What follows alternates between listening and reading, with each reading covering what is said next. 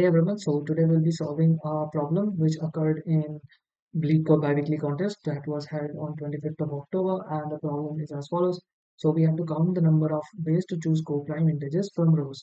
So basically we are given a matrix and we have to return an integer denoting the number of ways to choose exactly one integer from each row of the matrix such that the GCD of all the chosen integers is equals to 1. Basically they are coprime. So one thing is that okay, so we basically know that GCD of x comma y is equals to 1, and that means that x and y are coprime, right? So this is what the problem is asking us. It says that we have to choose exactly one integer, one number, we can say, from each row. So we'll have, let's just say we have n rows and m columns. So we have to choose an integer from each row such that basically GCD of x r1 and x r2 all the way up to x rn is equals to 1.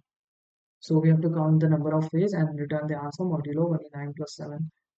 So one thing to think about this is that uh, let's say uh, let's say that f of d defines the number of ways to choose exactly one integer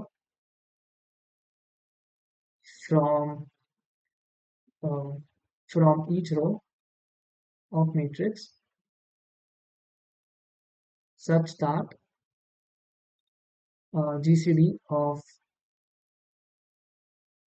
all the chosen integers is exactly d. So let's just say that this function calculates that. And then we have another function, let's call it g of d, which is basically number of ways of choosing exactly one integer from each row such that all the chosen numbers all the chosen numbers are divisible by d. So let's say we have these two functions. So we can write g of d as a summation of f of kd for all k greater than equals 1. How we can do this? Basically, we know that, okay, so we know that the divisors of d are in the form, so basically all the numbers that are divisible by d are in the form 1 times d, 2 times d, and it goes on till the maximum value that is allowed. So we know this much is true. So how we can write this as g of d is basically the number of ways of choosing exactly one integer from each row such that all the chosen numbers are divisible by d. And f of d is basically the number of ways of choosing exactly one integer from each row of the matrix such that GCD of the chosen integers is exactly d. So if we so this can be written as nothing but f of d plus f of 2d plus f of 3d, and this goes on. So what this basically does is that since g of d is basically the number of ways of choosing exactly one integer from each row such that all chosen numbers are divisible by d, so we can be sure that d, f of 2d, f of 3d, all these numbers will be divisible by d. And f of d gives us the count of number of ways of choosing integers such that the GCD is equals to d. So these two functions can be correlated to each other like this, which is very intuitive because let's just say that we are calculating g of 10. So this would be nothing but uh, number of ways of choosing all the integers such that uh, their GCD is equals to 10, right? And then their GCD is basically, so so this is the number of ways of choosing integers such that uh, the all the chosen numbers are divisible by d. So for example, let's just say that some numbers that we are choosing are, let's say 20, 30, 40, 50. So these are the numbers that are divisible by d. And let's just say that these were some of the numbers, and there are also like numbers like 10 and 60 and all that stuff. So basically, we what we do is uh, we can do when the GCD is exactly equals to 10, right? And when the GCD is exactly equals to 20, and when the GCD is exactly equals to 30, the GCD is exactly equal to 40. So the number of integers whose GCD is exactly equal to 10, in order to choose them, we can choose like this. We can have all these numbers, or we can have this number, this number, this number, this number, and GCD when there is 20, we can have this pair and this pair, or maybe this pair or this pair alone. So this would give us all the integers that are divisible by 10. And if we iterate for every k running from 1 till the maximum value, we'll have this relation that will hold it. So if this relation holds true, one thing we can use is that Möbius inversion formula. So Möbius inversion formula, it basically states that, I'll just copy it. Okay. So the Möbius inversion formula basically states that if g and f are arithmetic functions satisfying g of n is equals to f of d, such that d divides n for every integer n greater than 1, then f of n is equals to Möbius of d times g of n by d, and d divides n for every integer n greater than 1. So we know that for us, g of, so we know basically g of d is equals to summation of k greater than equals 1, f of d, f of k times d. And so this can be written as f of d is equals to k greater than 1 Möbius of k times g divided g, and then we can have, you know, can have g k times d.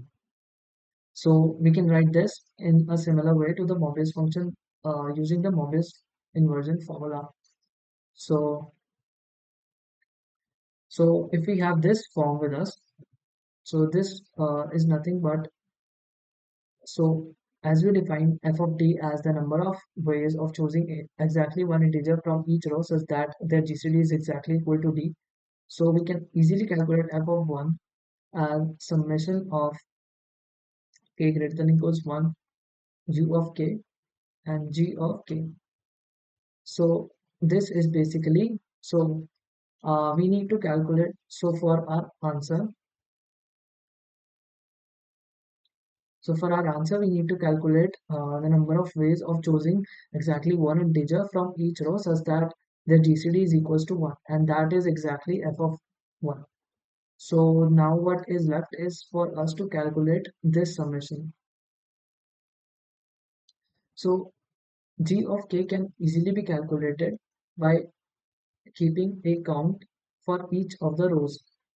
So for example, g of k defines the number of ways of choosing exactly one integer from each row such that uh, each integer is divisible by d. So what we can do now is we can iterate d from 1 till the maximum value that is present in the array. And then we can calculate for each of the d, gd. So basically we can iterate for every single row. So we can go for every single d that transform d, and it is less than equals to the maximum value. And then what we can do is basically we can go for each row. So I runs from 1 and I is less than n. We can go for each row and calculate a count.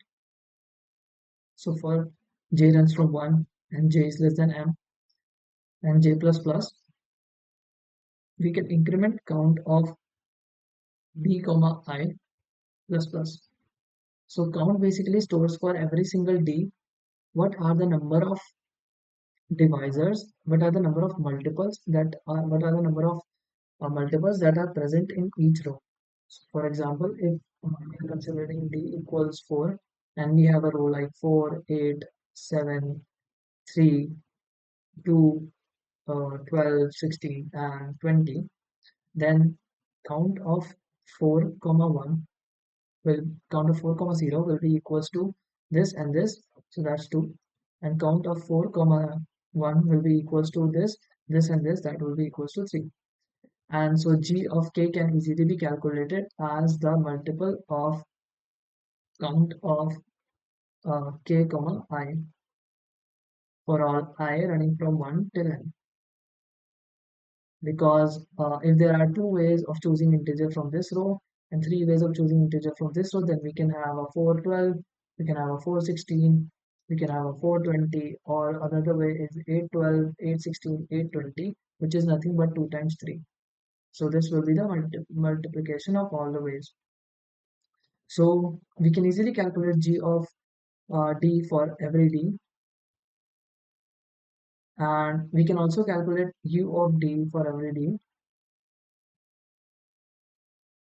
So for this, basically, what is the Möbius function? So the Möbius function u of k can have three values, which is -1, 0, or 1. So we define Möbius of u comma k as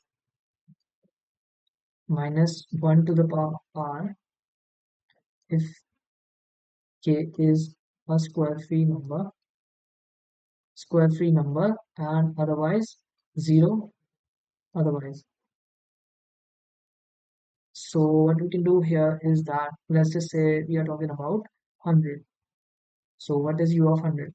So we know that in the prime factorization of 100, we can have 2 squared times 5 squared, right? So this number is not a square free number. So what is a square free number? A square free number is a number whose prime factorization, uh, the prime numbers have power exactly equals to 1. So for example, 10 for example is a square free number because it's 2 times 5 and both the prime numbers have power equals to 1. So this is not a square free number, hence u of 100 will be equals to 0. So for example, let's just say that we take u of 10 only. So the prime factorization of 10 is 2 times 5. So we have two prime factors. So r will be equals to 2 and that will be -1 squared, which is equals to 1. And for example, u of 30 is basically 2 times 5 times 3. So this will have r equals 3. R is basically the number of prime factors. So it will be -1 to the power 3, which will be -1. So how can we calculate u of t for every d? Well, we can use the sieve for this. So what we can do is that basically we can run a sieve for every integer running from 2 till n, and we can have a prime array which basically tells us if a number is prime. So initially it will be a vector, basically it will be uh, so prime array. So prime array will be an array of integers and each value will be assigned as 1, denoting that every number we are considering is prime at first. And similarly, we'll have a Möbius value, which will be an array which will also be assigned to 1, considering every number has a Mo value of 1. Because by default, you can have a -1 to the power 0, which is equals to 1. So we'll iterate for the sieve. And what we do in sieve is that basically if prime of I is equals to 1, then we run another loop, which is for I t j equals to 2 times I, and j is less than n, and j plus equals I. So this is what we do, and then we see that we basically mark prime of j as 0. But here we will also do one more thing. So basically we are going to check that if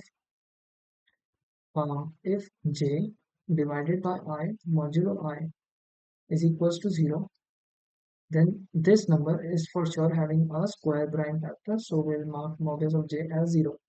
Why is this true?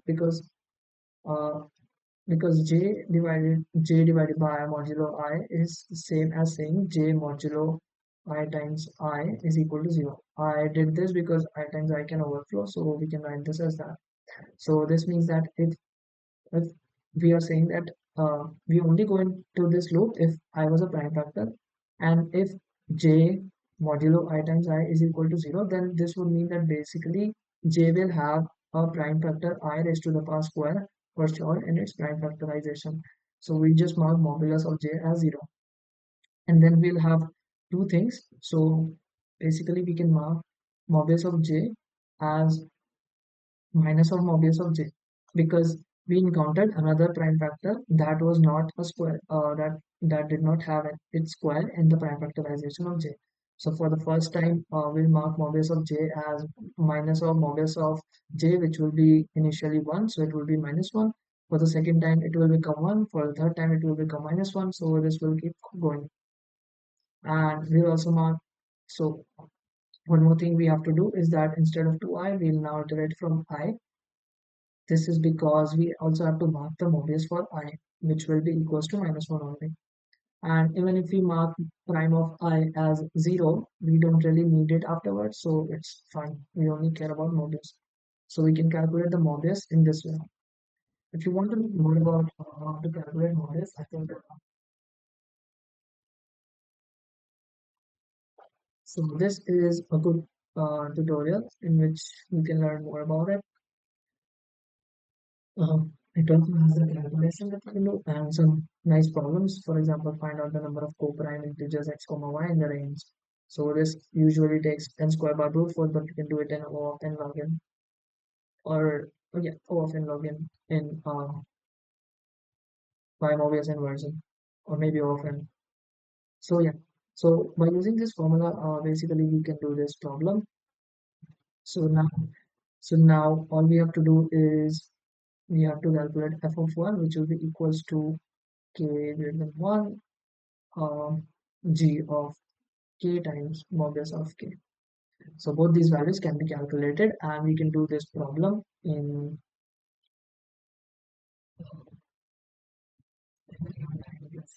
so to get the code for this problem, I'll just write it from scratch once. So first of all, let's do one thing. Let's calculate. Let's calculate the Möbius, right? So yeah. So let's just say that we have two arrays. Um, so let's just take our constant value of 200, right? Because the numbers can be in the range 150. So let's just take a constant value n of 200. And other than that, we are going to have two types of arrays. So first one will be the prime. Let's just call it PR, which will be n comma 1. And then the other array that we're going to have is the Möbius n comma 1. So we'll have a void calculate function, which will be taking no parameters, and it will assign comma 1 every time we do the operation. Basically, this only has to be done once because we'll have the Möbius in itself for the first time we calculate it, so we can maintain a count variable, and then we can just say that if count is 1, then we can just return. Otherwise, we increment the count and then we do the Möbius calculation for the first time. So what we are going to do is we are going to iterate from I equals 2 and then so we can have, yeah, so I is less than n, I plus plus, and then we'll just check if PR of I double equals 1. This means that this is a prime number, so we'll iterate from j equals I, j is less than n, j plus equals I, and then we'll just mark the PR of j is 0, and then we'll just see that if j divided by I modulo I double equals 0, then we'll just mark the Möbius of j as 0.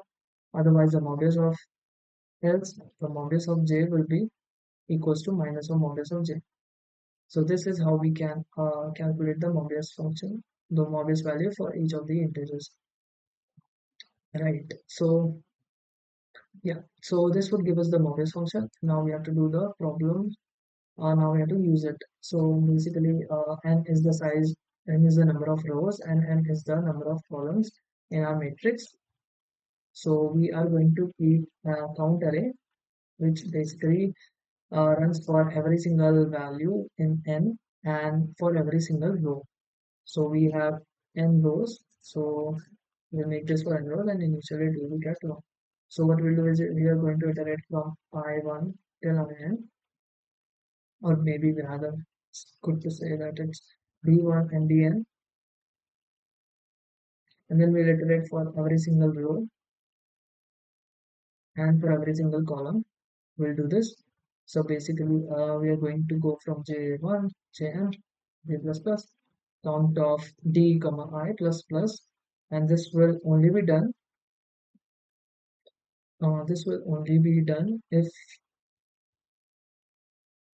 if uh, if this is a factor of D. So basically, all the numbers that are divisible by D. So we'll have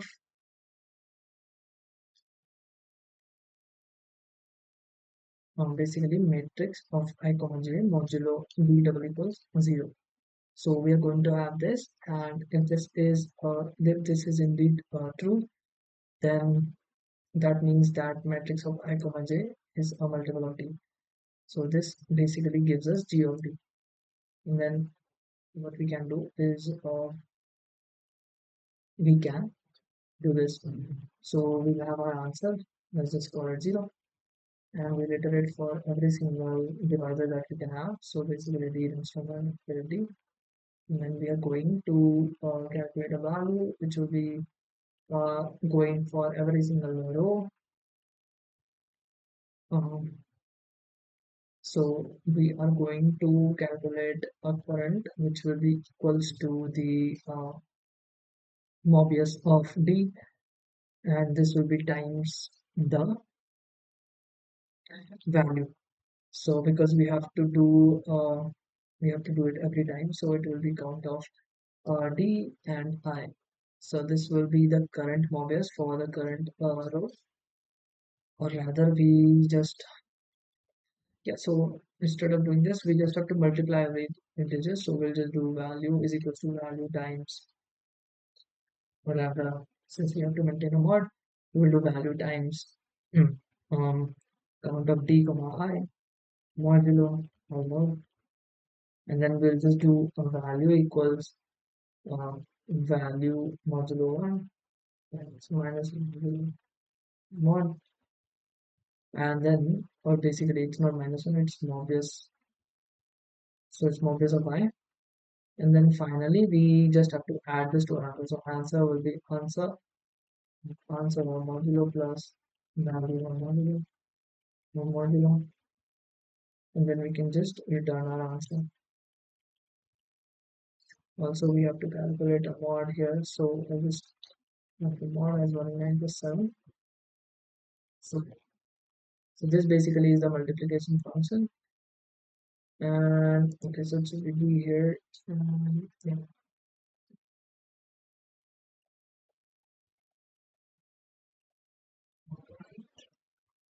Okay,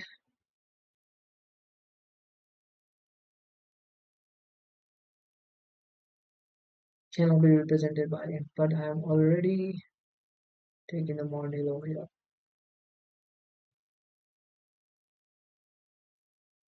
Yeah. All right.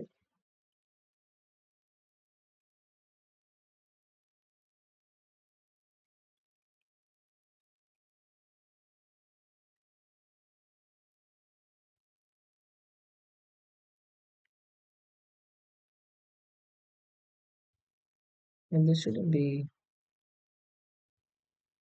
so I'm doing it for every single D, right? Mm-hmm. Why is it overflowing? Then we can obviously have a multiplication function. Basically takes two values and returns. Oh, I think that's why it's doing that. And can do a multiplication of value, comma, count of d and I. This should work. Okay, we have some issues here. So maybe we calculated this wrongly. So if the count is 1, then we return because we only do this. Oh, we are never. Yeah. So before we call that, let's call our calculator calculation function so that it can calculate the values for us. Okay. There's some issue here. All right.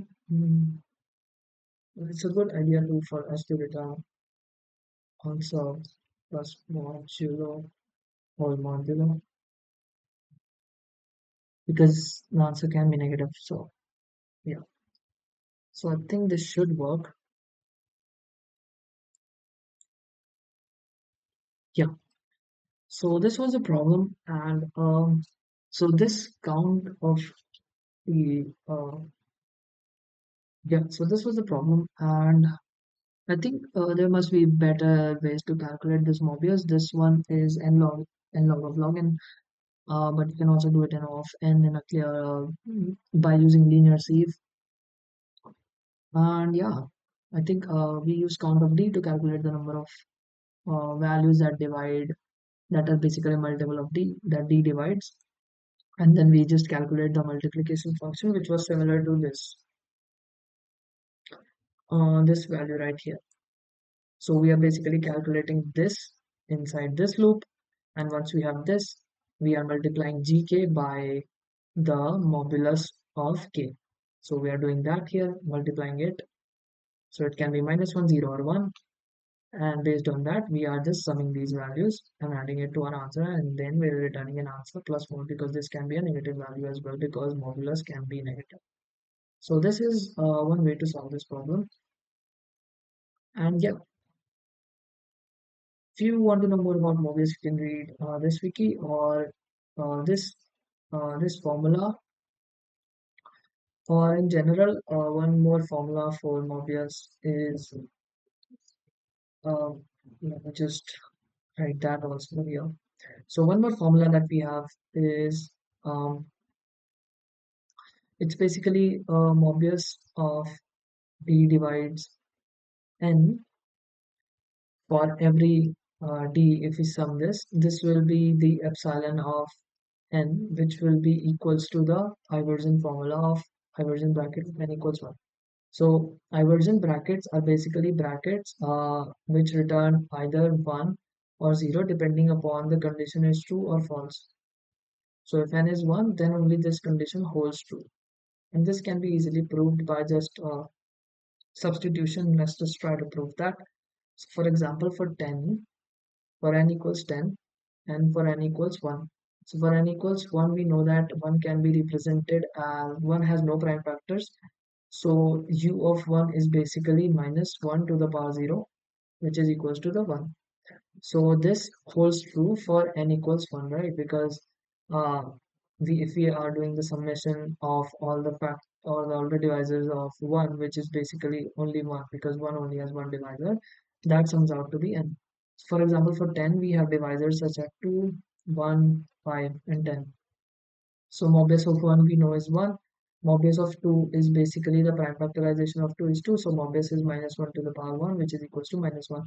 And similarly for modulus of 5, it is equals to minus 1. And modulus of 10 is equals to minus 1 to the power 2 because 10 can be represented as 2 times 5, which will be equals to 1. So 1 minus 1 minus 1 plus 1 is equals to 0, which holds true because if n is not equals to 1, then it will be 0. And epsilon of n is basically a function which is like 1 if n equals 1 or 0 otherwise.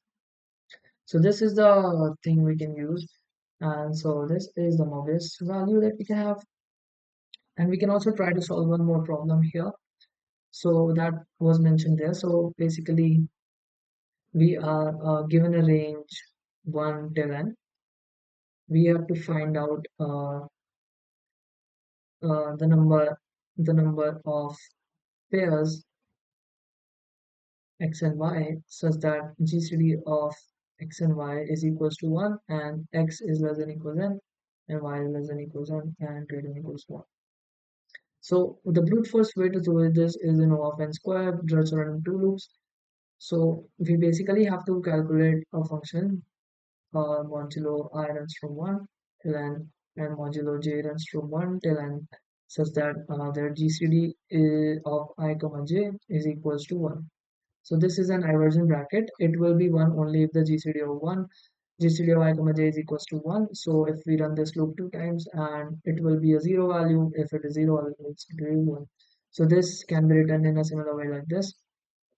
And we already know that um, Möbius of some function is equals to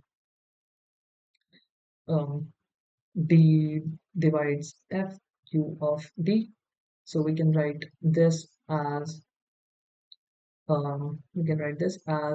runs from 1 till n, j runs from 1 till n, and Möbius and summation of d that divides GCD of I comma j, and this can be written as u of d. So this can also be written as I runs from 1 till n and j runs from 1 till n. D runs from 1 till n, u of d, and this can be times d divides I and d divides j. Because if it does not divide any of them, then it will be a 0, and this will also hold the condition because if d is dividing GCD of I comma j, then d must divide I and d must divide j. So this is basically writing it like that. We can also prove this by just substituting. So for example, if d divides GCD of 10 comma 20, which is equals to 10. So let's just say 5 divides 10. So 5 must also divide 10 and 5 also must divide 20. So that is what we are writing here. So we can also rewrite this as d runs from 1 till n, u of d, summation I runs from 1 till n, d divides I, and summation of j runs from 1 till n, d divides j. If both these conditions are true, then only we are executing the inversion brackets, otherwise it will be a 0. And this can be written again like so. This will be n divided by d, and that will be summation of, again, this value is basically n divided by d, and this value is also n divided by d, which are the two floor values. Why is that? Because in the range 1 till n, the number of values for which d has multiples is basically n by d. So for example, from 1 till 10, for 4 we only have two values, which is equals to 10 by 4, which is a 2, and we take the floor value. So we are basically having this, and then this will just translate to d runs from 1 till n, u of Möbius of d, n divided by d, floor value whole square. So we can already calculate the Möbius by using C, and this can also be done on the way. So this can easily run in O of n, where we have to run for every divisor. So this is how we can use Möbius to solve these kind of problems in which we are able to basically form a function that correlates to the GCD values. So if there is a GCD, there is a high chance that we can use modulus, and that is what we used here. We use the basic general statement of the formula in which we can reward g of n for every divisor of n f of t as this Möbius value. So yeah, it's basically inverting the function, arithmetic function, so it's making f go to the left side and j to the right. It's basically inversion. It's basically doing an inversion only. So yeah, we can do this. So yeah, that is it for the problem. This was a good problem. This can also be done via DP, but the purpose of this video was to show how it can be done via Möbius inversion, and yeah, that's it. So that's it for the video.